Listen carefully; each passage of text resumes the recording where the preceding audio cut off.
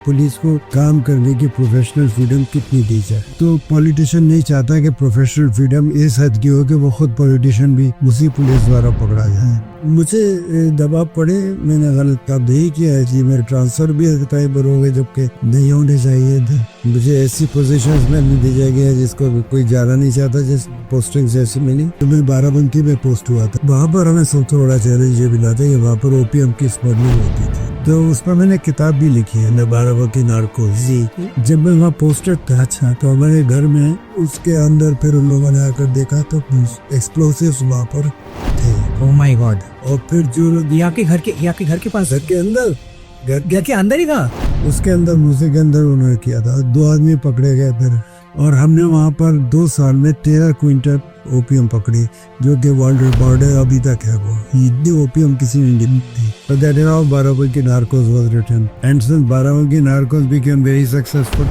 bestseller हो गई। हमारी पुलिस की एक चीज में तारीफ की जा सकती है, 24 घंटे ड्यूटी में उन्होंने कभी शिकायत नहीं की कि हमें 24 घंटे ड्यूटी ली जाए।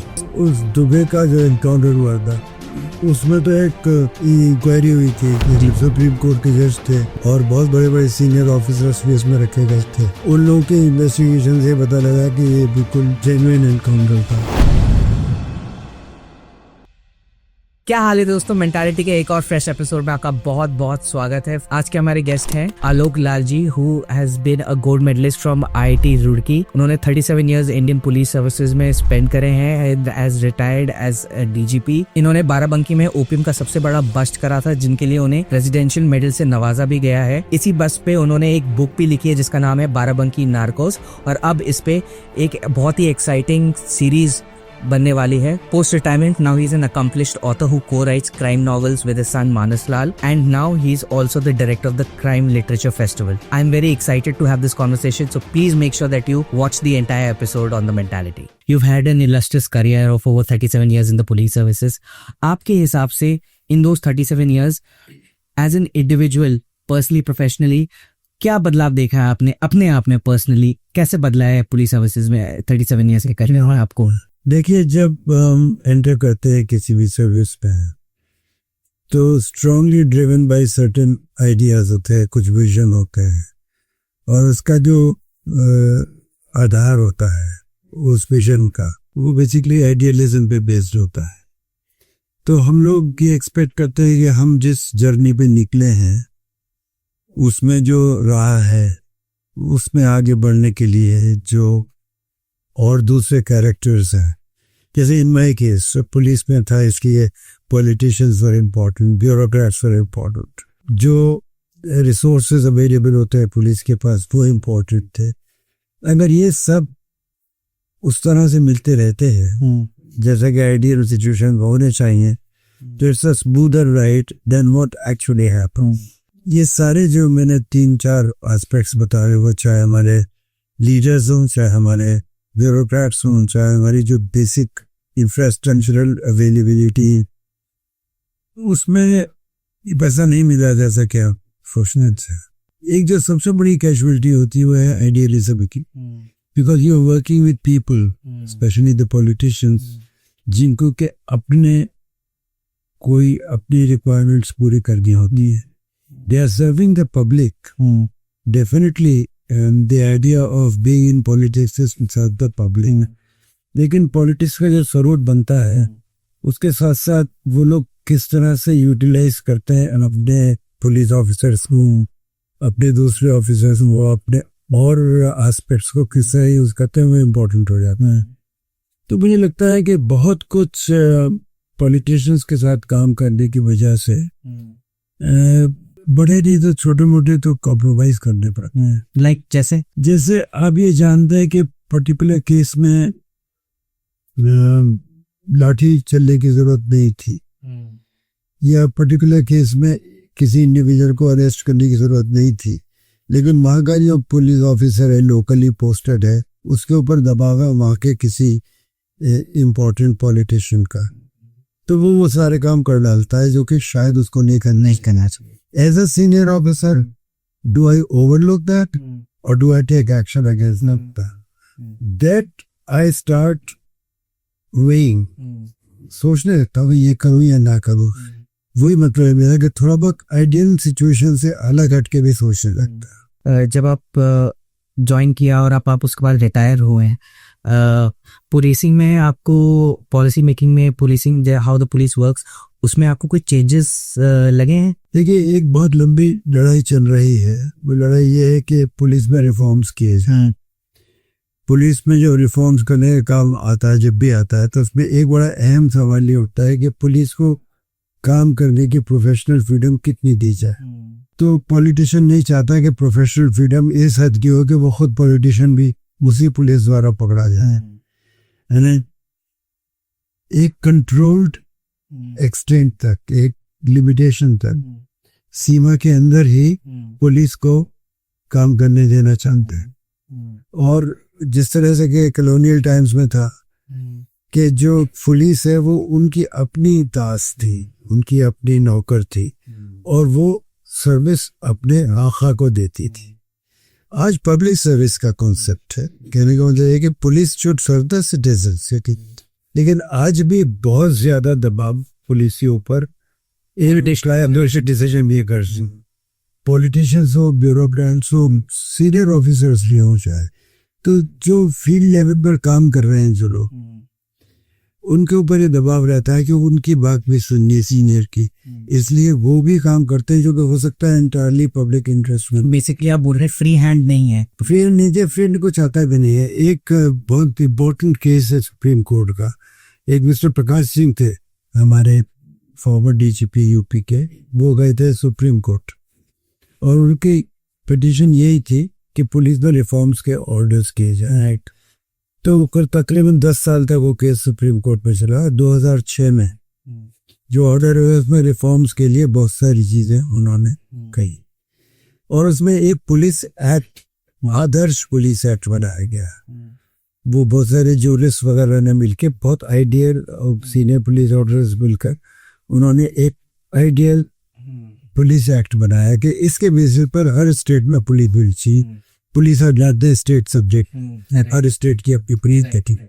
लेकिन तब भी फंडामेंटली एक खाका तैयार किया गया, एक नेटवर्क तैयार किया गया जिसके अंदर पुलिस हर स्टेट में काम कर रहे हैं। लेकिन उसको इम्प्लीमेंट कराते कराते 10, 12, 15 साल, 20 साल हो चुके, कंप्लीटली किसी भी स्टेट ने पूरी तरह से उसको इम्प्लीमेंट नहीं किया।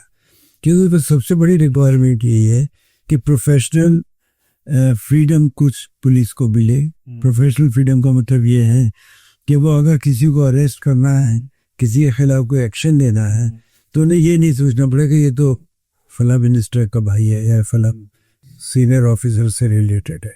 उन्हें ये फ्रीडम हो, प्रोफेशनल फ्रीडम हो कि वो कर सकें जो सही है, जो करना चाहिए। हम सब लोग, पुलिस वाले, सभी अधिकारी कॉन्स्टिट्यूशन की शपथ लेते हैं, और कॉन्स्टिट्यूशन में जो रिक्वायरमेंट्स है वो हमें पूरा करना हमारा फंडामेंटल था। करेक्ट, इनके हम कर पाते हैं, वो मुझे लगता है काफी कुछ कॉम्प्रोमाइज हो जाता है। तो सर आपको क्या रीज़न है कि मतलब आपको क्या लगता है कि मतलब आने वाले टाइम में प्रेशर ऐसा ही रहेगा, जो हाई अप्स में पावर में है वो इतना दबाव डाल पाएंगे कि फ्री हैंड ना मिले, पुलिस को कंट्रोल करे स्टेट पूरे या जो भी है पावर में, या फिर थोड़ा सा आगे जाने वाले टाइम में थोड़ा ये इम्प्रूव हो सकता है कि मतलब फ्री हैंड थोड़ा दें, इंडिपेंडेंट हो जाए एंड इतना प्रेशर ना बने पुलिस पे? ऐसा ड्यू थे कि आने वाले टाइम में ऐसा हो सकता है या प्रोबेबिलिटी है?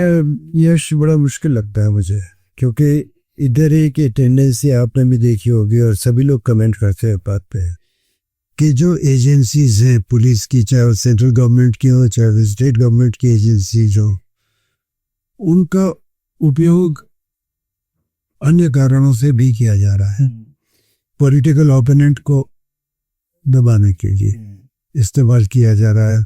सेंट्रल एजेंसी हो चाहे स्टेट में स्टेट की एजेंसी हो पुलिस की, तो जो कोर्शन का काम है, जो प्रेशर डालने का काम है, वो अक्सर पुलिस ऑफिसर्स के पास आ जाता है करने के लिए।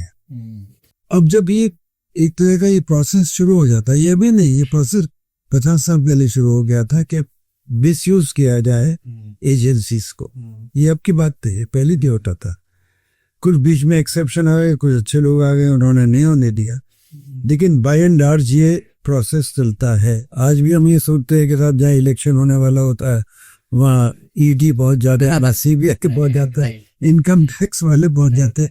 अब ये एलिगेशन सब कॉमन हो गए हैं और एक बड़ा खराब एटीट्यूड इसकी वजह से बना है कि हम और आप जो आम नागरिक हैं वे सोचने लगे ये तो होता ही है, तो इसको हम लोग ओवरलुक करने लगे, इसको हम मेल प्रैक्टिस नहीं मानते हो। अभी लगता है तो होता ही है, जो जिसकी सरकार है वो तो करेगा ही।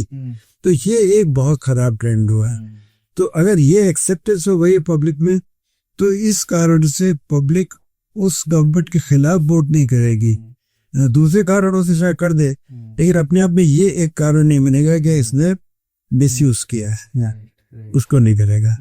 तो सबसे बड़ा प्रेशर तो वोट डालने वाले का होता है ना। अगर किसी को इलेक्शन में जीतते हैं तो वोट चाहिए, तो वोट देने वाले को आप नाराज नहीं कर सकते। लेकिन अगर वोट देने वाला इस बात से नाराज होना बंद हो चुका है तो फिर इसका इस्तेमाल हो सकता है। तो मुझे नहीं लगता कि ये ट्रेंड बहुत जल्दी बदलेगा और आने वाले सालों में हमारे जो आका है, जो हमारे शासक हैं, मैं शासक कह रहा हूँ डेमोक्रेटिक सेटअप में, यही अपने आप में बहुत दुख की बात है। लेकिन सच्ची बात यह है कि हमारे अभी तक वो फ्यूडल सिस्टम चल रहा है, माँ बाप भाई बाप का कल्चर है। पर at least feudal system on paper तो नहीं है, पर एटीट्यूड वाइज जरूर है, जिसको दिमाग और दिमाग में। Yes yes absolutely that I agree. तो उसकी वजह से मुझे नहीं लगता कि बहुत ज्यादा चेंज आने वाला है इसमें। आएगा, धीरे धीरे आएगा। गांधी जी जब आए थे तब क्या पता था कि गांधी जी एक इंसान इतनी बड़ी तब्दीली कर देगा, पूरी दुनिया को पे जो इम्प्रेशन छोड़ा हुआ उन्होंने गांधी जी ने। आप किसी भी देश में चले जाइए, गांधी जी हीरो हैं। तो मेरा ये कहना है कि ऐसा कोई अगर आदमी आ जाएगा तो चेंजेस ला सकता है, लेकिन अदरवाइज मुश्किल लगता है। गाइस, एक इम्पोर्टेंट मैसेज है, majority of our viewers are not subscribing to the channel, so please make sure that you do subscribe to the mentality. तो सर, आपके इतने लंबे करियर में मतलब काम भी रहता होगा, पर जो प्रेशर रहता है, पॉलिटिकल प्रेशर हो, पब्लिक का प्रेशर हो, सिस्टम का प्रेशर हो, आपने अपने करियर में इन सब चीजों को कैसे हैंडल करा? देखिए, सबसे फंडामेंटल बात तो इस तरह के प्रेशर को हैंडल करने के लिए जरूरी है कि आप जाने कि आपका खुद की क्या पावर्स है, जी, आपका क्या प्रोटेक्शन है, आप किस हद तक जा सकते हैं। क्या आप पीपल इन पावर को अपोज कर सकते हैं? क्या पीपल इन पावर से आप झंझट ले सकते हैं? ये आप तभी ले सकते हैं जब आप खुद पाक साफ हो, खुद इस तरह से बैठे हो कि आपको आसानी से हिला ना सके। तो हमारे पास प्रोटेक्शन है, लॉ में है, सब कुछ है, लेकिन ओवर द इयर्स ये रीढ़ की हड्डी है, ये बहुत कमजोर हो गई है, कुछ लोगों में तो बिल्कुल गायब हो गई है। तो उसकी वजह से दबाव बहुत जल्दी मान लेते हैं। मैं अपने बारे में कह सकता हूँ कि दबाव का मुतासर मुझ पर कभी हुआ नहीं। मैं जो सही समझता था वो कर लेना था। I was lucky, I was serving at a time when it was possible पर अस। अब वो जरा मुश्किल हो गया और ज्यादा मुश्किल हो गया। तो बेसिकली तो जिस आदमी को ईमानदारी से काम करना है उसको ये मालूम होना चाहिए कि ईमानदारी का मतलब क्या है। वो उसने शपथ अगर कॉन्स्टिट्यूशन के लिए, उस शपथ की वजह से उसको क्या क्या सही है करने के लिए और क्या क्या गलत है करने के लिए। तो आपके टाइम पे आपको लगता था कि आपको ऑटोनॉमी मिली है? मुझे दबाव पड़े, मैंने गलत काम नहीं किया है जी। मेरे ट्रांसफर भी टाइम पर हो गए जबकि नहीं होने चाहिए थे। मुझे ऐसी पोजीशंस में नहीं दिया गया जिसको कोई जाना नहीं चाहता, जिस पोस्टिंग ऐसी मिली। लेकिन ये सब टेम्परेरी होती है। दोबारा जहाँ रिक्वायरमेंट आपकी पड़ती है, आपके काबिलियत के बेसिस पे आपको भेजना पड़ता है। जैसे कहीं बहुत बड़ा राइट हो गया और आप बहुत अच्छे ऑफिसर हैं और आप उस राइट को संभाल सकते हैं, तो आप भी की याद आएगी कि आप ही को विशेष ऐसा होता रहता है। इतने सारे केसेस वगैरह आप प्ले सॉल्व वगैरह करें, तो पर्टिकुलरली अगर आपको कोई एक स्पेसिफिकली कोई केस याद हो कि जो सबसे ज़्यादा चैलेंजिंग था या आपको दिमाग में अभी भी है, if you can share something, you solve नहीं हुआ या मतलब क्या बहुत चैलेंजिंग रहा हो, कोई एक स्पेसिफिक 2 केसेस? देखिए, चैलेंज तो हर केस पे छोटा बड़ा होता ही है, क्योंकि टू बिगिन विद तो अगर आप भी प्रिजम्पशन पे चलेंगे जो कंप्लेनेंट कह रहा है वो सही है, उस पर वर्क करना शुरू कर दें, राइट। तो कई बार गलत रास्ते पे निकल पड़ेंगे आप। आपको शुरू से ही ये देखना है कि क्या सही हो सकता है। तो चैलेंज तो वहीं से शुरू हो जाता है कि आपको हमारे देश में खास तौर से एविडेंस देने वाली मुश्किल से लगते हैं, जो आके आपके सामने पूरी पूरी सच बात बता दे। ऐसे लोग नहीं मिल पाते हैं, एक तो ये डिफिकल्टी होती है। दूसरी, साइंटिफिक इन्वेस्टिगेशन करने के लिए हमारे पास अभी तक प्रॉपर इंफ्रास्ट्रक्चर नहीं है। इम्प्रूव हो गया, पहले से बहुत अच्छा हो गया, लेकिन तब भी ये कमियां रहती है। और तीसरी बात ये कि जब तक मामला अदालत में पहुंचता है तो अदालत, आप जानते ही हैं, अदालत में करोड़ों केसेस इस वक्त पेंडिंग है। 90,000 के करीब केसेस तो शायद सुप्रीम कोर्ट में पेंडिंग है। तो आप अंदाजा लगाइए कि इन अदालतों में किस तरह से सही निर्णय हो पाता होगा, कितना टाइम लग जाता है। 20,000 लग जाते हैं छोटे छोटे केसेस को निपटाने में। तो ये एक चैलेंज है कि आप एक केस को इन्वेस्टिगेट करके अदालत के सामने ले जाए और उसमें सजा भी हो जाए, क्योंकि इतना टाइम निकल जाता है कि उसमें कई बार तो गवाही देने वाले भूल जाते हैं क्या हुआ था, या फिर उनका इच्छा खत्म हो जाती है, या कभी कभी ऊपर ही चले जाते हैं, उनको भगवान के चले जाते हैं। तो ये एक समस्या है। तो चैलेंज के बाद कोई स्पेसिफिक केस, मुझे अब पता है कि जब मैं सर्विस में शुरू में आया था तो मैं बाराबंकी में पोस्ट हुआ था, एक जिला है बाराबंकी जी। तो वहां पर हमें सबसे बड़ा चैलेंज ये मिला था कि वहां पर ओपीएम की स्मगलिंग होती थी। तो ओपीएम की स्मगलिंग वहाँ ट्रेडिशनली होती थी, और वहाँ पर ये मान के चला जाता था कि वहाँ के जो अधिकारी हैं, चाहे वो पुलिस के हो चाहे दूसरे डिपार्टमेंट्स के हो, उनको रिश्वत मिलती है, इसलिए वो लोग ज्यादा एक्शन इसमें लेते नहीं है। और ये रिश्वत उनको तो मिलती है, ऊपर तक सारे पॉलिटिशियंस वगैरह उस ब्लैक मनी की रिक्वायरमेंट को, जो मैं जो इलेक्शन का सिस्टम है उसमें बिना ब्लैक मनी के चल नहीं पाता है, तो वो ब्लैक मनी मिल जाती थी, तो उनकी तरफ ये नजर रहती थी कि एक्शन नहीं होता था, ये एक्शन दिखाने के लिए हो जाता था, किसी को पकड़ के बंद कर दिया, असली आदमी को नहीं छुआ। तो ये सब चलता था। तो इस चीज में हमने ये तय किया कि इस पर तो अलाउड नहीं है, ये कल नहीं करेंगे, हम नहीं होने देंगे। तो उस पर मैंने किताब भी लिखी है, बाराबंकी नार्कोस जी, और उस किताब पर एक सीरियल भी बन रहा है जी। तो वो जो किताब है उसको अगर आप पढ़ेंगे तो पता लगेगा कि किस किस तरह के चैलेंजेस ने लाइफ को चैलेंज था। there was an attack on my life also. What was that like? जब मैं वहाँ पोस्टेड था, अच्छा, तो हमारे घर में तो हमारे था, घर के साथ साथ बहुत बड़ी जमीन थी, तो उसमें खेती होती थी। तो जो लोग खेती के लिए लगाए गए थे, जिनको हमने एम्प्लॉय किया हुआ था, फिर 2 लोग ऐसे थे जो उन्होंने बिठाए थे, माफिया जो था वहाँ, अच्छा, ड्रग माफिया, अच्छा, उनके लोग थे वो। एंड वहाँ पर मेरे पास एक डॉग था, शेरिफ उसका नाम था, वो घूमता जाता। तो मैं सुबह उसके साथ खेलता था। जब मैं सुबह टहला तो एक दिन उसने बड़ा अजीब सा बिहेवियर किया। जहाँ हमारे गाय के लिए भूसा वूसा रखा रहता था, तो वहां पर जाके बहुत भौंक रहा था। अब मैं सोच रहा था बात क्या है, चूंकि उसने इतना भौंका, मैंने पीछे तक जाकर देखा, मुझे कोई दिखा नहीं रहा था, कोई अंदर छुपा तो नहीं है, कोई नहीं था, लेकिन वो भूसे की तरफ देखकर भौंक बहुत रहा।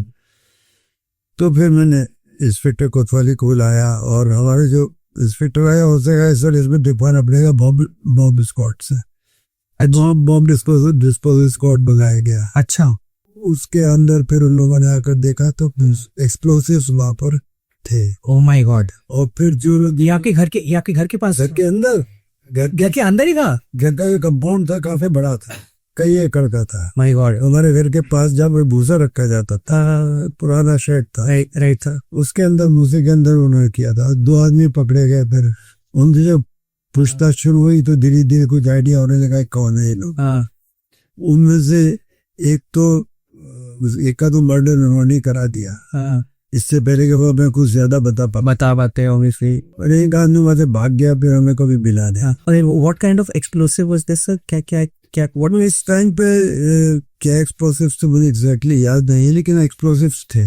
वो एक अटेम्प्ट था, दूसरा और पोस्टिंग्स के दौरान भी अटेम्प्ट हुए। बट लेकिन इसमें माफिया का बहुत बड़ा नुकसान था ना, हमारे वहां रहते हुए, कि भाई if you can by the chief of police in the district, तो बाकी पुलिस भी चुपचाप बैठी रहेगी।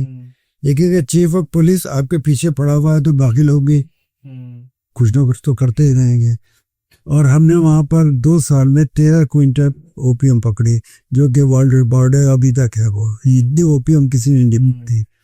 और इसके अलावा हेरोइन वगैरह भी पकड़ी गई।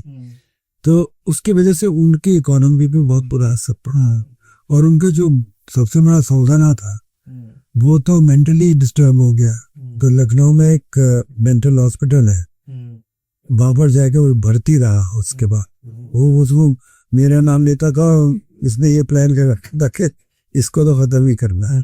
डॉक्टर्स बताते थे मुझे, क्योंकि हमारा आदमी भी वहाँ रहता था जानने के लिए कि इसके क्या प्लानिंग है। तो ये सब चीजें हुई हैं हमारे साथ। जैसे बाहर के लोग उतना अंडरस्टैंडिंग ही होता है अबाउट द पुलिस, आपके हिसाब से पुलिस के बारे में क्या एक मिथ है जो पब्लिक को नहीं पता है, कुछ गलत फहमी है? एक सबसे बड़ी मिथ क्या है अबाउट द पुलिस जो आम लोग पुलिस के बारे में जो सबसे बड़ी मिथ है वो ये है कि पुलिस काम नहीं करती है। अच्छा। सबसे बड़ी मिथ ये है कि ये लोग लास्ट में पहुंचते। वो तो मूवीज में भी इतना दिखाया है, लीडी में दिखाते हैं। मेरे ख्याल से हमारी पुलिस की एक चीज में तारीफ की जा सकती है, 24 घंटे ड्यूटी में उन्होंने कभी शिकायत नहीं की कि हमें 24 घंटे ड्यूटी ली जाए। अब जैसे आज हमारे शहर में एक VVIP आए हुए हैं, उनके ड्यूटीज में सब लगे हुए हैं। By the time this duty is over and they go back to the police station, इन लोगों को कहा जाएगा भाई फला जगह चले जाओ, वहां पर भीड़ इकट्ठी हो रही है, वहां गड़बड़ हो सकती है, या फला इन्वेस्टिगेशन जल्दी कंप्लीट करो। इस तरह के दबाव लगातार बढ़ते रहते। ये नहीं देखा जाता कि ये आदमी अभी अभी इतनी कठिन ड्यूटी देकर वापस लौटा है, 8 घंटे से 10 घंटे से खड़ा हुआ था वहां पर, अब वापस आया। तो इन हालात में भी हमारी पुलिस काफी कोशिश करती है। और मैं तो ये कहूँगा कि सर्विस ओरिएंटेड पुलिस है, बाय एंड लार्ज लोगों की सर्विस करती है। कुछ बैड एग्स होते हैं जो कि सड़क पर खड़े होकर इस तरह का बिहेवियर करते हैं पुलिस के साथ, जिससे कि पूरी पुलिस फोर्स बदनाम होती है। इनएफिशिएंसी है डेफिनेटली, लेकिन बहुत एफिशिएंसी भी है कुछ लोगों पे।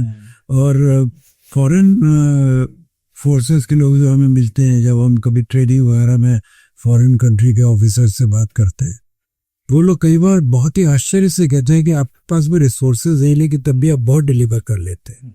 बहुत तारीफ करते हैं वो लोग। उनके स्ट्रिक्ट है कि अगर उनकी सुबह 10 से 5 बजे तक की ड्यूटी है तो 5:01 में काम नहीं करेंगे। हमारे यहाँ ये हो ही नहीं सकता, 10 से 5 की ड्यूटी पुलिस की हो ही नहीं सकती। ये बहुत ज्यादा ओवरवर्क पुलिस फोर्स है हमारा। तो ये कह रहे हैं कि काम नहीं करते हैं तो बिल्कुल गलत है कि नहीं है। जो थोड़ा सा मेरे को इस पे एक्सप्लेनेशन चाहिए होगी सर अबाउट क्राइम तो एंड द माइंडसेट। तो आपको क्या लगता है सर कि जो कोई इंडिविजुअल क्राइम करता है वो सर्कमस्टांसेस की वजह से क्राइम करता है, या फिर एक क्रिमिनल माइंडसेट है उसकी वजह से वो क्रिमिनल एक्टिविटी करता है? ये दोनों ही चीजें हैं। मर्डर की बात ले लीजिए, कई बार तो आदमी उत्तेजना में मर्डर कर बैठना है, किसी वजह से उत्तेजित हो गया, एंगर आ गया, रिवेंज आ गया, कुछ हो गया। मान लीजिए किसी ने बदतमीजी आपकी बहन के साथ कर दी, आपकी वाइफ के साथ कर दी, गुस्से में आपका क्या रिस्पॉन्स होगा, किस हद तक आप कंट्रोल कर पाएंगे अपने आप को? कोई आदमी आपको बहुत बड़ा धोखा दे दे, कोई आदमी आपके बिजनेस को ठप करा दे अपनी बेईमानी की वजह से, तो ऐसे कुछ कारण हो सकते जिससे रिएक्शन ये हो कि आप इसको मार डालो, ये हो सकता है। एक तो ये रिएक्शनरी एक्शन हो जाता है। कुछ लोग ऐसे भी होते हैं जिनके पास खाने के लिए कुछ पैसा नहीं है, गरीबी है, तो वो 2 रोटी चुरा लेते हैं, वो भी एक चोरी है, वो छोटा क्राइम है। फिर एक लालच का क्राइम होता है।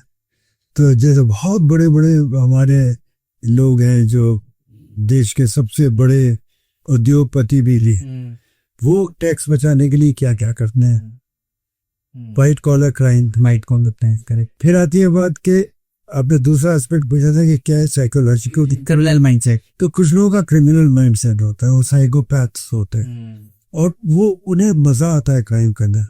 They are so wired that they will whether they want to do it or not, but they will do a crime because they are so wired.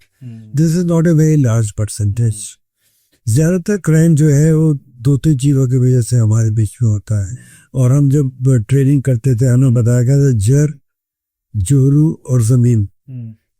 तो ज़मीन का मतलब, ज़मीन का हमें प्रॉपर्टी से मतलब है, प्रॉपर्टी के लिए क्राइम हो जाते हैं। जोरू का मतलब है कोई वुमन है, इसके वजह जर याद है आपके जो बेसिक्स है उसकी वजह से क्राइम हो सकता है।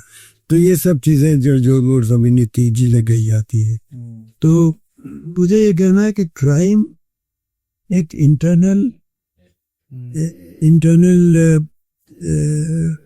डेवलपमेंट की वजह से भी हो सकता है, मैं क्राइम कर सकता है।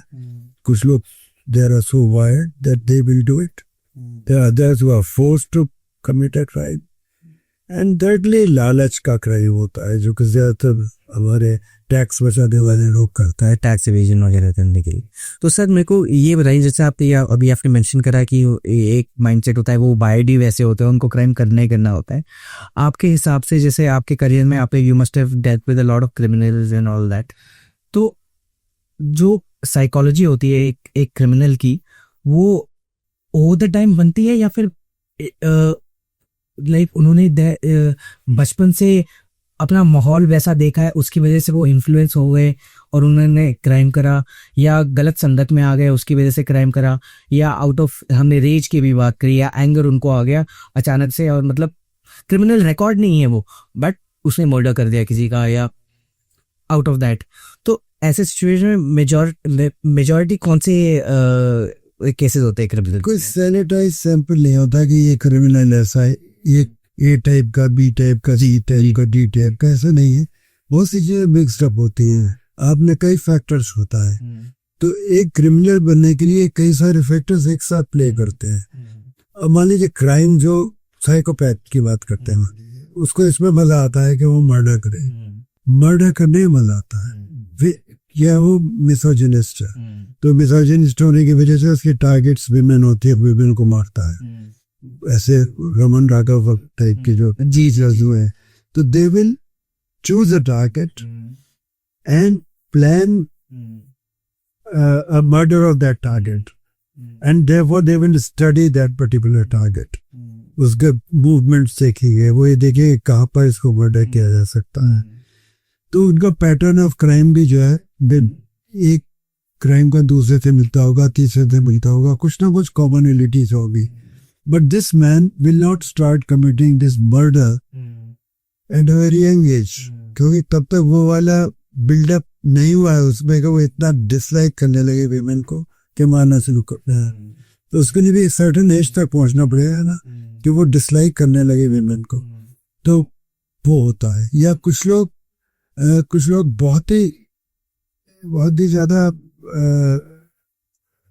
क्रूर होते हैं, उन्हें इसमें मजा आता है, they gain some kind of satisfaction out of a crime, वो लोग ये करते हैं। कुछ लोग मजे के लिए भी क्राइम करते हैं। आपके उसमें करियर में have you encountered any also?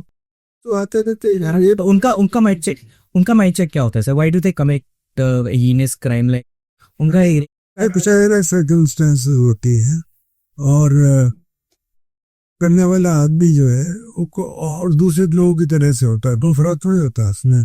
The only thing is that he's not able to control his urges, right? तो वो कर बैठता है, और कई बार सर्कमस्टेंसेस ऐसी डेवलप हो जाती है, वो करने की पॉसिबिलिटी बन जाती है। तो ये जो the way a person is brought up, संस्कार, उसकी वजह से हम सब लोगों पे कंट्रोल रहता है। हम लोग वो काम नहीं करते जो हम गलत समझते हैं। राइट,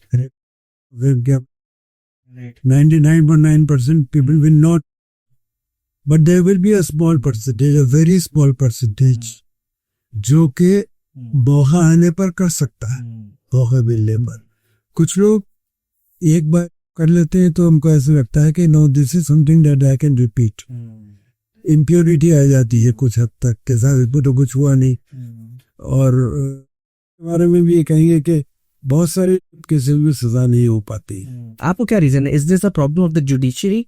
जुडिशरी की वजह से ये है क्योंकि आप तो अपना काम कर रहे हो, आपने पकड़ लिया, आपने जेल डाल दिया, now he has to go to court, he has a right to have a lawyer and he appeals. तो प्रॉब्लम क्या है? Is it because we don't have enough strict laws for it? Yeah, there is a sense of lackluster on the part of the judiciary. What is the problem there? ये क्यों नहीं हो पाता है? Judiciary तो evidence के basis पे decide जी जी, और बड़ी टेक्निकलिटीज होती हैं लॉ में, लॉ किस तरह से अप्लाई किया जाएगा।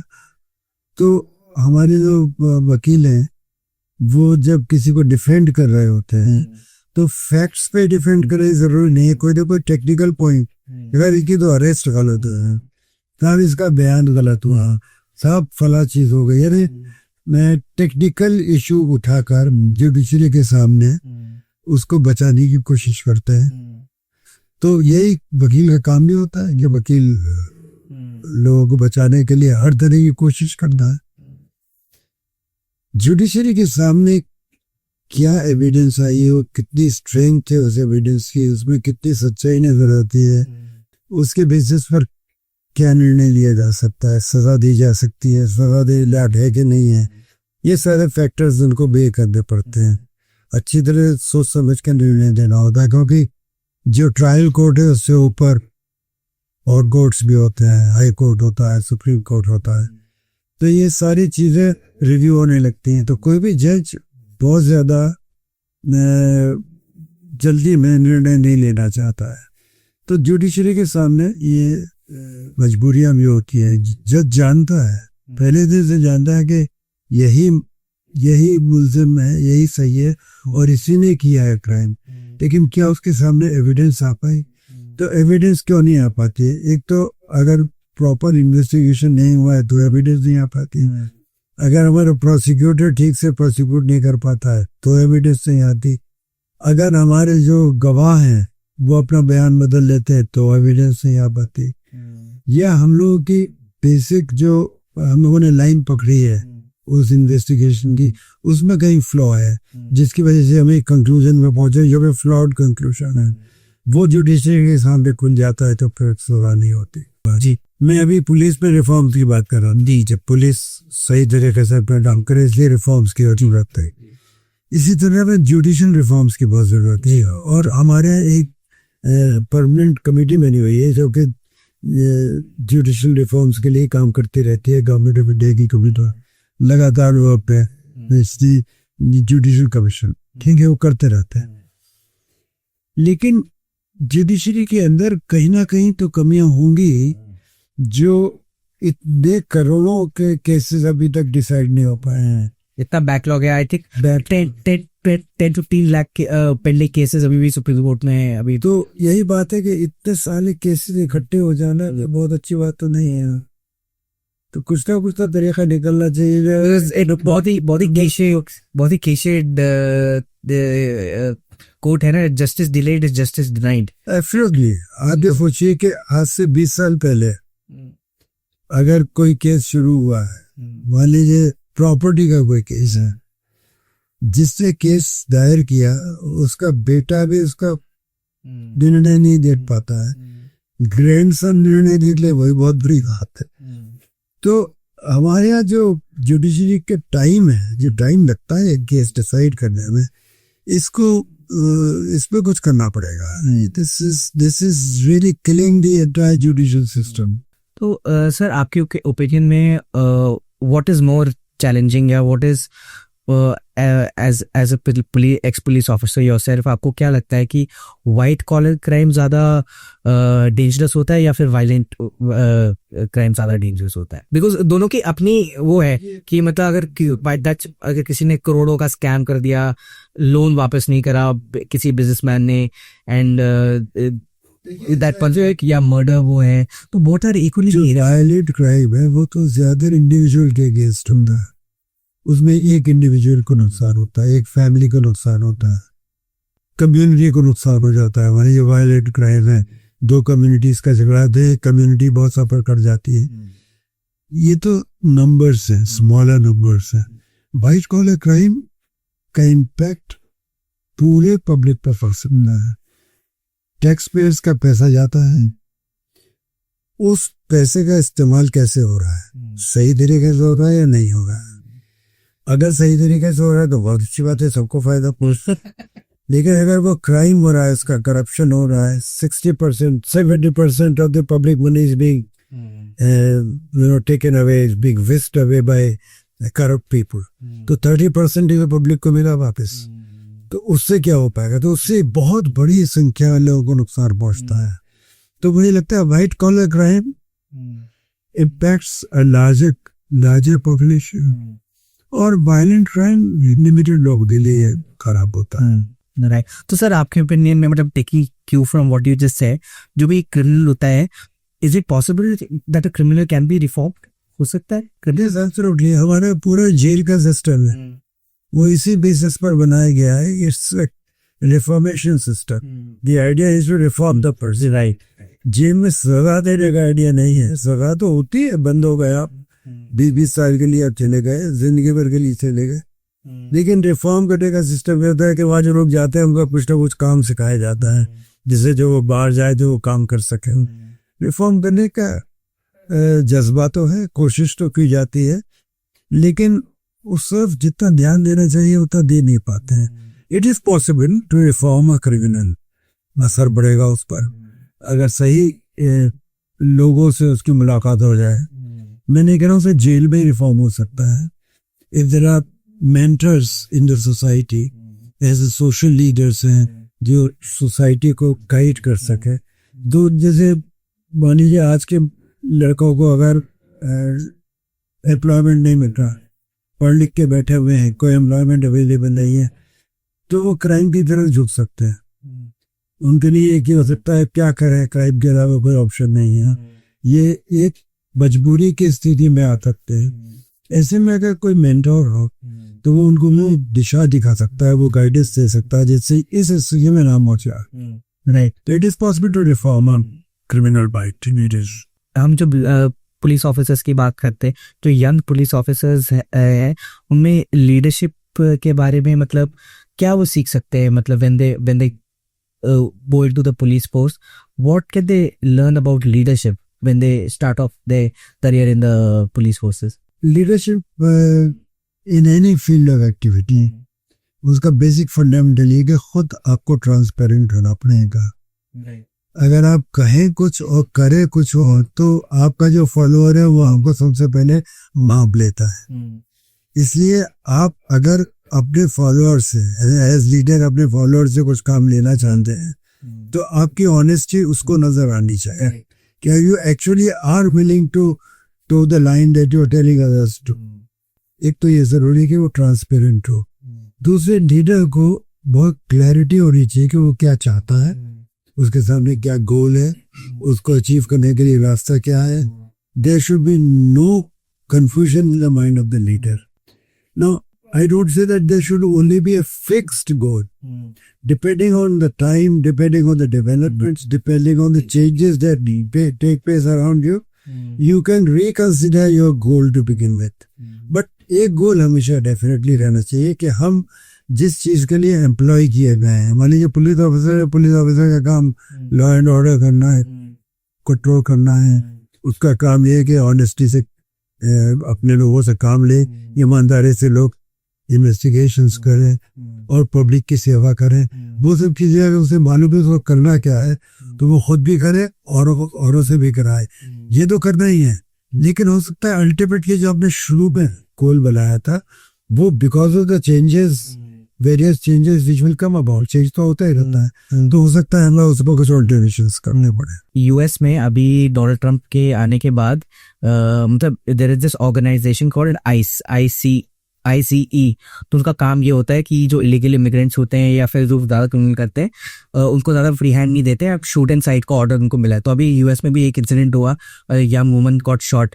तो वहाँ पे भी बोल रहे हैं कि पुलिस को इतनी पावर कैसे मिली है।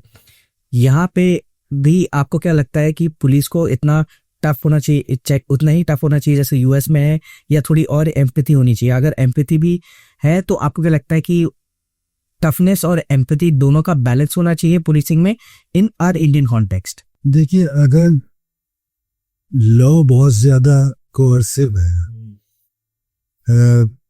अगर लॉ ऐसा है जिसकी सजा बहुत बड़ी है, ऐसे लॉ को इम्प्लीमेंट करना भी बहुत ही एक जिम्मेदारी का काम है। लाइक अगर ये है कि शूट एट साइट का किसी को ऑर्डर मिल गया है, इसका मतलब ये नहीं कि वो पागल होकर शूट करना शुरू करते हैं। शूट एट साइट का मतलब ये कि आप किसी की जान ले रहे हैं।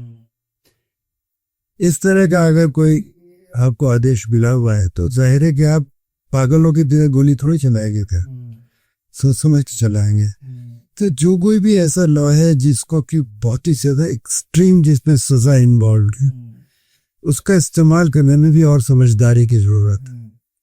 एम्पैथी की बात आपने कही, एम्पैथी बहुत जरूरी है पुलिस ऑफिसर के लिए। सबसे इम्पोर्टेंट गुण मैं मानता हूँ वो एम्पैथी है।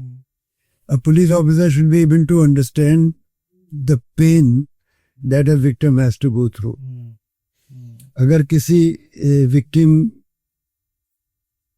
के किसी भाई का, किसी का पिता का मर्डर हो गया हुआ नहीं है और मैं एज पुलिस ऑफिसर इन्वेस्टिगेट करने जा रहा हूँ, तो मुझे एम्पैथाइज करना पड़ेगा कि what is this man going through, and if I understand the emotions that that person is going through, the victim is going through, maybe I will be able to do a better job as a police officer. Right. Empathy तो बहुत ज़रूरी है। फिर जो आपने कहा कि वो जो यूएसए में आई या जो कुछ भी आप बता रहे हैं, मुझे मजा नहीं था इसका। शूटर साइट मुझे नहीं लगता किसी भी डेमोक्रेटिक सिस्टम में अलाउ किया जा सकता है।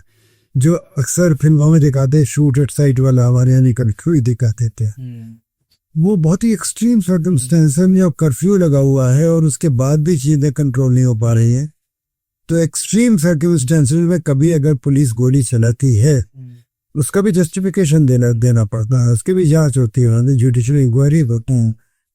तो कोई भी शूट एट साइट ऐसी चीज नहीं होती इसमें आप बिल्कुल ही बिना सोचे भी गोली चला। बट सर अभी आपने देखा होगा यूपी में अभी 3-4 साल पहले एक बहुत ही बड़ा don type, there was an individual called Dube if I am not, उनका भी एनकाउंटर हुआ। उसके बाद अतीक उनका भी एनकाउंटर हुआ। तो ये पुलिस डिसाइड करती है या it is the higher a politician और द चीफ मिनिस्टर वो सेंस की you can go ahead and shoot and this is dangerous? उस दुबे का जो एनकाउंटर हुआ था उसमें तो एक इंक्वायरी हुई थी, ये सुप्रीम कोर्ट के जज थे और बहुत बड़े बड़े सीनियर ऑफिसर्स भी इसमें रखे गए थे। उन लोगों के इन्वेस्टिगेशन से पता लगा कि ये बिल्कुल जेन्युइन एनकाउंटर था। तो उससे डिसएग्री करने के लिए मेरे पास कोई आधार नहीं है। जब उन्होंने कहा है unless I inquire myself and try and find out the facts which may differ from what that committee has come up with, then I can say कि नहीं था, उन्होंने गलत कहा और ये एनकाउंटर गलत हुआ। तो जो सर्कमस्टेंसेस बताई गई थी, जिन हालात में उसने कहा जाता है कि गोली चलाई, उसने छीन लिया था वेपन और वो मार देता अगर हम उसको न मारते। ये कहानी सच्ची है नहीं मैं नहीं जानता, लेकिन जब इंक्वायरी हो चुकी और एक सुप्रीम कोर्ट के जज साहब ने इंक्वायरी कराई है तो मानने के अलावा कोई ऑप्शन नहीं रह जाता है। जहाँ तक अतीक का मामला है उसमें मुझे नहीं लगता वही इंक्वायरी अभी तक हुई है, कोई डिमांड भी नहीं। ये दोनों लोग बड़े क्रिमिनल थे, इनके खिलाफ बहुत सारे केसेस थे। तो public at large is also satisfied कि चलो ठीक है, लेकिन अपने हम पे एनकाउंटर कोई अच्छी चीज नहीं है। मैं बहुत एंटी एनकाउंटर हूँ। मैं एनकाउंटर्स को समझता हूँ कि ये this is like allowing the police force to commit murders or in a legalized way. You legalize murder in a way. मैं नहीं समझता कि it should be encouraged. हाँ, जहाँ एनकाउंटर नेचुरल असली है, जहाँ पर वाकई आपकी जान पे बनाई है, अगर आप गोली नहीं चलेंगे तो आप खुद मारे जाएंगे, या पब्लिक को सेव करना है, प्रॉपर्टी को सेव करना है और कुछ करना है। तो कंडीशंस अप्लाई होती है वहाँ पे। कंडीशंस जहाँ पर ऐसी राइप है, there is no option but to open fire and kill somebody, then it is justified. Otherwise ये क्या हुआ? फिर जजेस होने की जरूरत है, फिर जुडिशरी की जरूरत है, फिर आप किसी को पकड़िए गोली से मार दीजिए। या जैसे हमारे कई केसेस हुए हैं पिछले सालों में जिसमें कि पब्लिक ने किसी को इस बिना पे मार दिया, कोई शक हो गया तो लोगों ने मिलकर उसको इतना पीटे को भरी गई। केस में हुआ बिल्कुल। देखो तो इस तरह का जो जस्टिस होता है वो that can not be accepted as justice, that is brutality, that is barbarism. It's going back to the barbaric days के किसी को मार दिया आपने। हमारे जुडिशियल सिस्टम है, we have the entire system in which you start with the lower judiciary and then go up to supreme court. ये सब पता नहीं किया जरूरत है, अगर ऐसे ही करना है कि सड़क में जिसे पकड़ के गोली मार दो, तो मैं तो बिल्कुल इससे एग्री नहीं करता हूँ कि इस तरह के एक्सट्रीम केसेस अलाउ किए जाए। सर एक काफी टाइम से मेरे दिमाग में भी एक बात चल रही थी, we talk about a lot of corruption in every field, bureaucracy, politicians और द पुलिस सर्विसेज वगैरह। और पुलिस मतलब हमने हमारे इंडियन पॉप कल्चर में हमारे माइंड्स में ये इनग्रेन कर दिया गया है कि ये पैसे खाते हैं या पुलिस है, इसको पैसे दे दो इन ऑल मैक। इस बात को लेके सर मेरा अपना पर्सनल पर्सपेक्टिव है, ये होना नहीं चाहिए। फर्स्ट ऑफ ऑल ये गलत है, but who's at fault? Is it the person who's giving a bribe to a police officer? Is he wrong? Or is the police officer wrong to accept that particular bribe? Or is it a conditional thing कि ये चलता है, we bypass certain things and mutually beneficial दोनों को हो जाएगा, तो ये ऐसे चल रहा है। तो what is the solution? आपको क्या लगता है, आपके ओपिनियन में, कि इसका सोल्यूशन क्या है कि हम ये रोक पाए ये सेंस ऑफ, या फिर मेरे हिसाब से सब मेरे हिसाब से जो मैं करप्शन को इतना मैं समझ पाया हूँ, it is because of money. Everybody wants to earn more money, तभी तो वो करता है, पैसे के लिए करता है।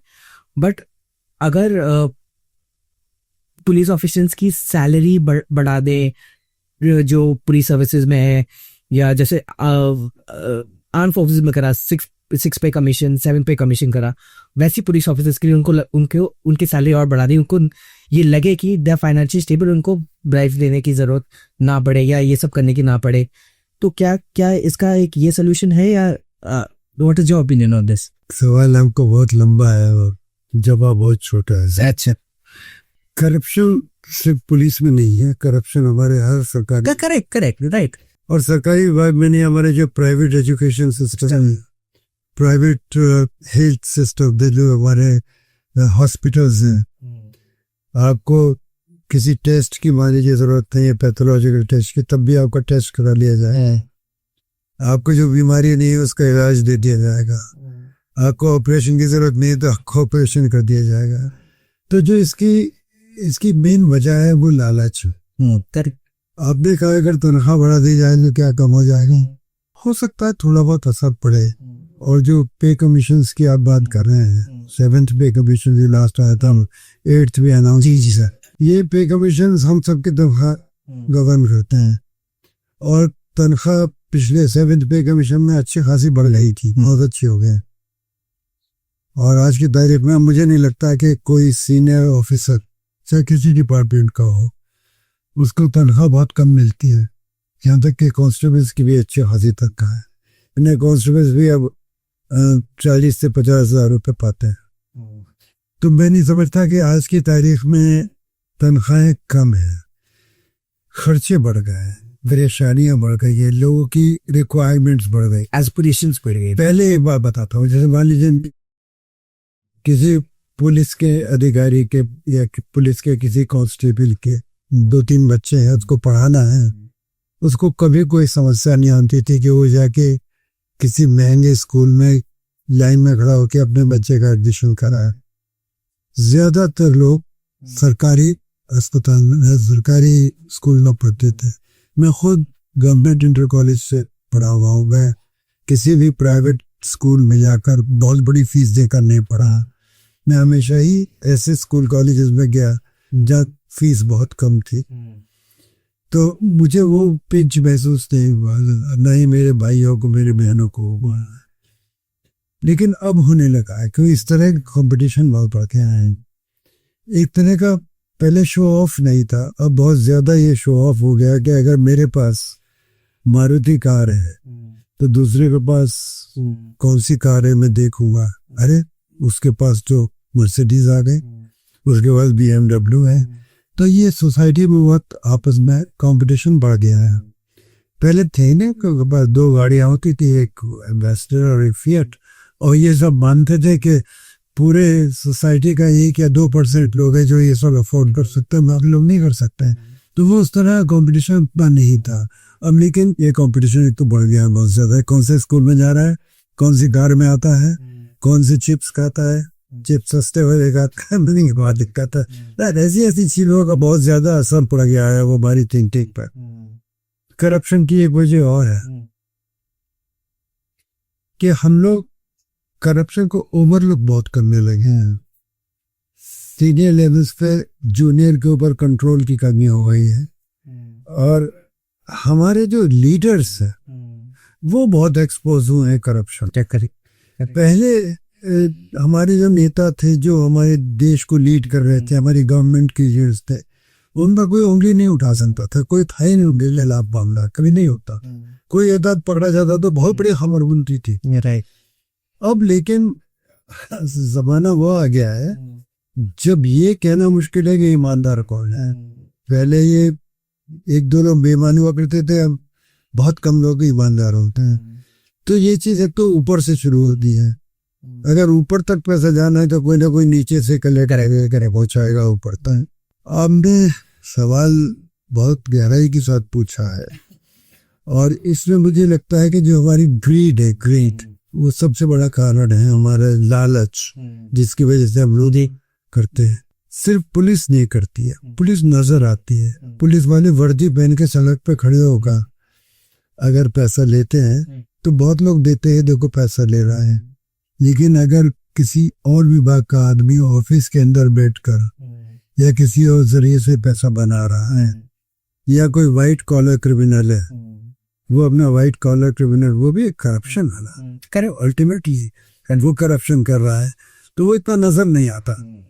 तो पुलिस के बहुत सारे लोग ईमानदार होते हैं, ये बात मैं आपको बता रहा था। एब्सोल्युटली है, बहुत लोग ईमानदार होते हैं। एब्सोल्युटली। कुछ लोग छोटा मोटा करप्शन करते हैं, रही लोग बड़ा करप्शन करते हैं, अक्सर वो पकड़े जाते हैं। तो मुझे नहीं लगता कि आप पुलिस को इस चीज के लिए एग्जाम्पल बना सकते हैं कि वो बहुत करप्शन है। हाँ, नजर आते हैं, वो दिखते हैं, और उनके करप्शन की वजह से लोगों को नुकसान बहुत होता है। I tell you how. अगर मैं मैजिस्ट्रेट हूँ और मैं आपको एक लाइसेंस देता हूँ, राइट, जिसकी वजह से आप जो है खुद कमाई का आपका जरिया बन जाता है।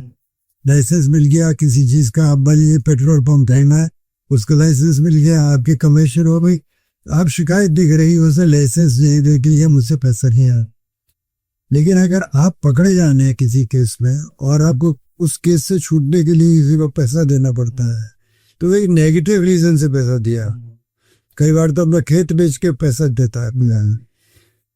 ऐसी हालत में आप कभी उसकी तारीफ नहीं करेंगे, साहब बड़ा अच्छा अफसर है, कभी नहीं करेंगे। लेकिन उस अफसर की तारीफ कर देंगे जितने आप तो थोड़ा पैसा लेकर आपको जिंदगी भर के लिए कुछ काम दे दिया, लाइसेंस दे दिया। तो मुझे लगता है कि जो लाइसेंस देने वाले लोग हैं उनका करप्शन होता है, लेकिन इतनी बात नहीं की जाती है। अब एक और चीज है, जो जब से ये ट्रैफिक लॉस है, जैसे ट्रैफिक लॉस स्ट्रिक्ट होते जा रहे हैं, उसमें 2000, 5000, 10,000 ऐसे फाइन लगने लगे हैं। तो जहाँ पर आदमी पकड़ा गया और लग रहा है कि मुझे अगर मैंने यहाँ पर 100 रुपया देकर काम चला लिया तो छड़ जाएगा, नहीं तो मुझे 20,000 देना पड़ेगा, 10,000 देना पड़ेगा, मेरा लाइसेंस खत्म हो जाएगा, तो वो 100 रुपया देकर निकल लेगा। तो ये देने वाले का भी एक तरह से इंसेंटिव हो गया कि इससे बचने के लिए ये देकर निकल लो। तो आपने जो बात कही, बेसिकली अगर सोसाइटी एट लार्ज रेजिस्ट करे, क्योंकि जो सोशल रेजिस्टेंस होता है उसके सामने बड़ी से बड़ी चीज झुक जाती है। सोशल रेजिस्टेंस नहीं होगा तो लोग करप्शन करते रहेंगे। राइट। तो ये बेसिकली अंदर से ही आना चाहिए एज इंडिविजुअल सिविलियंस कि हम ना करें, मतलब ट्रैफिक। मैं आपको एक एग्जाम्पल ये देहरादून का देता हूँ। जी। एक ब्रिगेडियर साहब रिटायर होकर आए, उन्होंने अपना घर एक रूरल एरिया में बनाया। उनको कनेक्शन लेना था बिजली का, बिजली के कनेक्शन के लिए जो कुछ खर्चा उनको देना था उन्हें बताया गया, लेकिन उससे कहीं ज्यादा मांग हो रही थी रिश्वत की कि साहब कनेक्शन लेने के लिए इतना और लगेगा। उन्होंने कहा मैं वर्दी पहनने वाला आदमी हूँ, मैं ब्रिगेडियर रहा हूँ, मैं एक पैसा ना तो लेता था ना दूंगा। उन्होंने अकेले में रह लूंगा, लेकिन मैं करप्शन नहीं करूँगा। फिर उन्होंने क्या किया कि अपने घर पे उन्होंने कुछ जानवर पाले थे, गाय भैंस, उससे उन्होंने गोबर गैस प्लांट लगाया और उससे अपनी बिजली खुद बनानी शुरू की। और अरे पैसा नहीं दिया, करते रहे, करते करते लड़ाई करते रहे, कोशिश करते रहे, फाइनली उनको कनेक्शन मिल गया। क्योंकि सीनियर ऑफिसर्स तक ये बात पहुंचा तो मर चला है किसी अखबार में ये न्यूज़ निकली कि ऐसा हो रहा है एक वॉर वेटरन के साथ, तो वो निकला है अखबार में, तो किसी की नजर पड़ी हो, कुछ मदद की गई हो, इस तरह से उनका कनेक्शन मिला है। तो इस तरह का रेजिस्टेंस पब्लिक एट लार्ज करने लगे तो हो सकता है इसका असर पड़ेगा। जी, मैं बात करना चाहूंगा आपके दूसरे फेज के बारे में, about being writer. So after retirement आपने कैसे सोचा कि I start writing books, I become an author? Was it planned? आपने पहले से सोच के रखा था या फिर you just went with the flow कि देखते हैं क्या होता है एंड लेट्स को राइट? एंड यू को right crime novels with your son Manas. So how did it start? ये कब स्टार्ट हुआ और कब आपने डिसाइड करा कि आप बुक्स लिखते हैं? बुक्स तो एक्चुअली आप सही कह रहे हैं, पोस्ट रिटायरमेंट लिखी करी जी के। मैं लिखने का तो शुरू से ही ऐसा बचपन से लिखता था, अपने स्कूल मैगजीन में, यूनिवर्सिटी मैगजीन में जी। और मैं एक रुड़की में था, IIT रुड़की कहला जी, पहले यूनिवर्सिटी ऑफ रुड़की था, तो वहाँ पर एक मैं वॉल पेपर निकालता था, उसका मैं एडिटर था। तो ये सारे काम मैं शुरू से करता आ रहा था।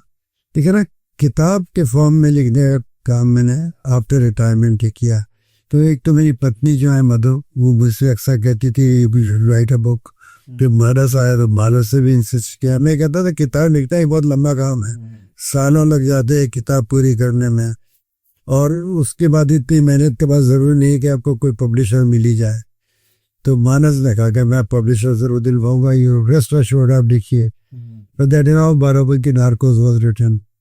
And since Barabanki Narcos became very successful, बहुत अच्छी बिकी और ऐसा बेस्ट सेलर हो गई, और फिर उसका फिल्म भी बन रहा। तो इन सब चीज़ों से ऐसा लगा कि जो किस्से हमारे साथ बीते हैं, पर्सनली मैंने एज पुलिस ऑफिसर बहुत कुछ ऐसा देखा है जिसको मैं किताब में डाल सकता हूँ।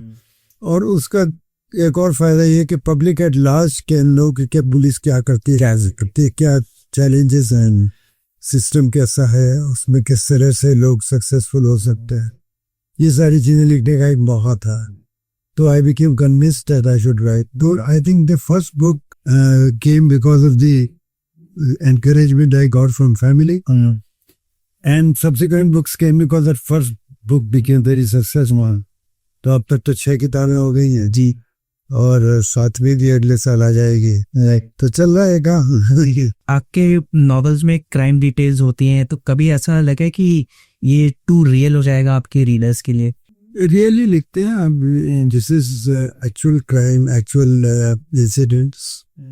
हाँ, उस चीज को रोचक बनाने के लिए कभी कभी कुछ ऐसी बातें जोड़नी पड़ती हैं जो कि वास्तव में थोड़ा सा फिक्शन इम्पोर्टेंट होता है। फिक्शन तो स्ट्रांग हो जाएगा वर्ड, लेकिन हाँ, मान लीजिए आपको मुझे ये बताना है, वो आप उसको बोल सकते क्रिएटिव थोड़ी लिबर्टी। मान लीजिए मैं आपसे बात कर रहा हूँ और मैं ये कहना चाहूँ कि आपसे बात करते हुए फला जगह फला काम हो रहा था, I am not there, I am not seen that right, but if I have to write a book and I have to describe that scene, maybe I will be showing as if I have heard them talking, I have seen them taking certain actions, I have seen them doing something or the other, वो मैं ऐसे लिखूंगा ना, तो वो to that extent that is an imagination, not really the fact that I have seen with my own eyes.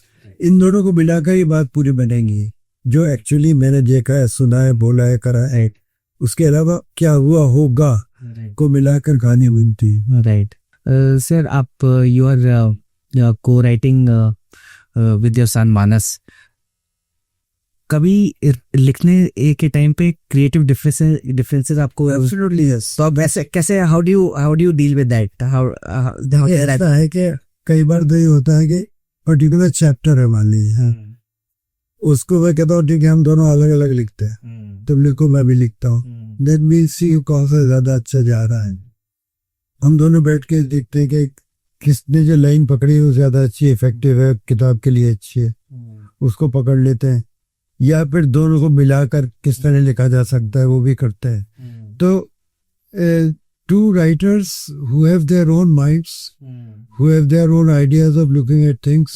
See, Manas, even though he's my son, but he has his own way of thinking. Right. I have my own way of thinking. Right. I have been a police officer, तो मेरे experiences life में अलग रहे हैं। Right, of course. तो उसके अलग हैं, उसकी sensitivities अलग है, उसकी इंटेलिजेंस का लेवल अलग है, मेरी इंटेलिजेंस के लेवल से अलग है। Right. उसकी लैंग्वेज मुझसे नहीं मिलती, अलग अलग लैंग्वेजेस है। मैं इंग्लिश लिखता हूँ, वो भी इंग्लिश लिखता है, लेकिन उसका लिखने का स्टाइल ज्यादा न्यू सेट है। मुझे उसकी राइटिंग बहुत पसंद है, मुझसे अच्छा लिखता है वो।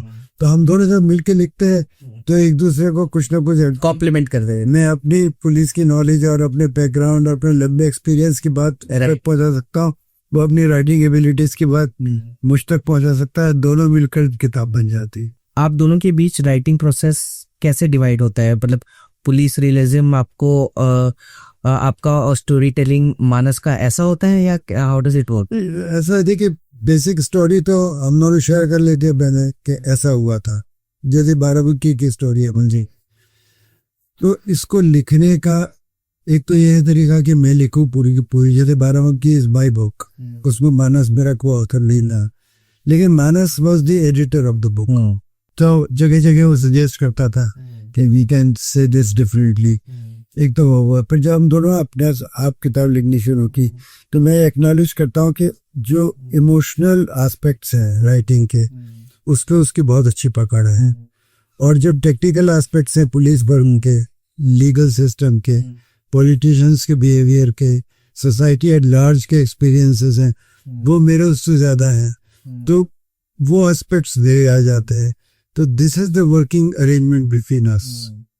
दैट जैसे एक किताब हमारी है अबाउट, इट्स कॉल्ड, जो हमारी लेटेस्ट किताब है वो है मिशन सऊदी। और मिशन सऊदी में एक विक्टिम के बारे में लिखा गया है, और उसको न्याय दिलाने के लिए वहाँ एक पुलिस ऑफिसर मेरिन जोसेफ ने कैसे काम किया वो किया गया है।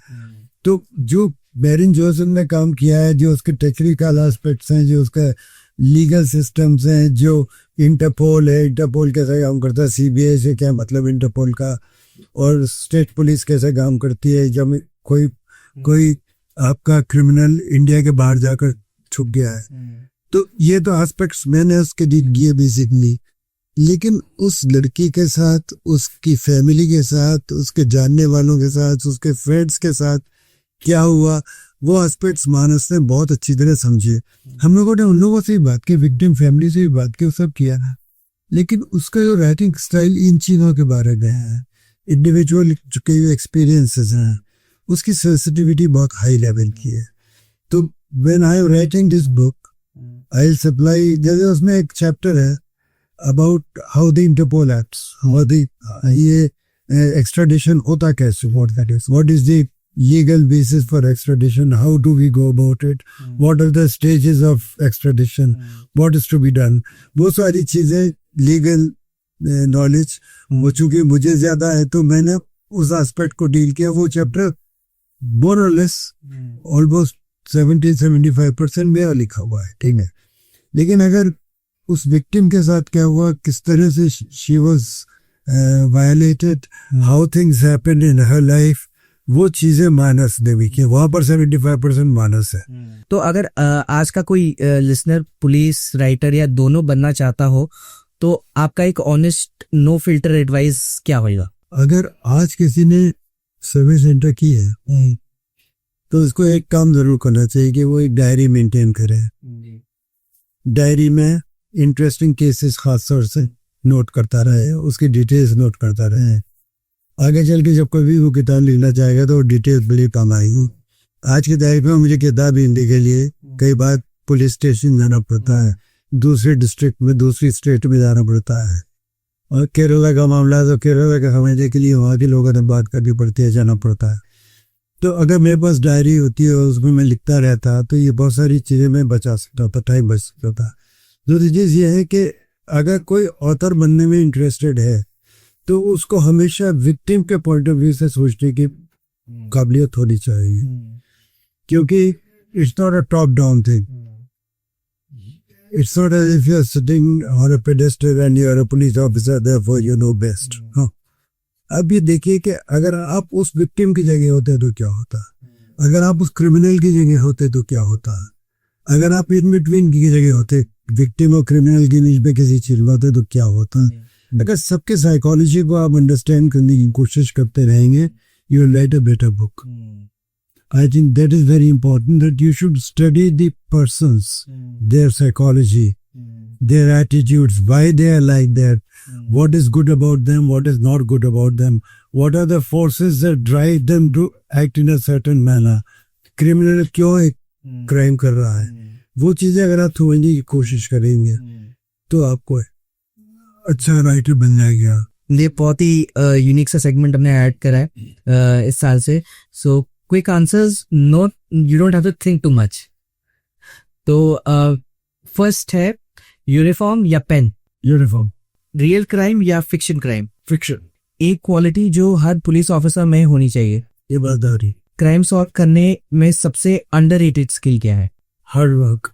लॉ या इंस्टीट्यूशन ज्यादा काम क्या आता है. लो. आज के क्रिमिनल्स इमोशनल या कैलकुलेटेड. बोथ. आपके हिसाब से सबसे misunderstood police rank. Sub inspector. Why is that.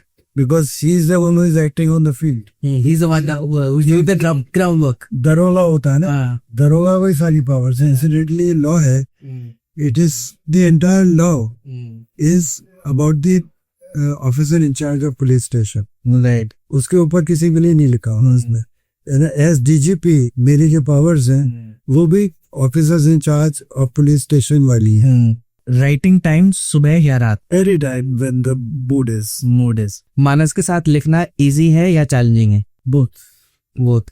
Easy इसलिए कि वो साथ देता है, चैलेंजिंग इसलिए कि वो बहुत ही क्वालिटी कॉन्शियस है, और क्वालिटी कंट्रोल के मामले में कोई कॉम्प्रोमाइज नहीं हो सकता. I had a wonderful time sir, so much to learn from you. Great conversation.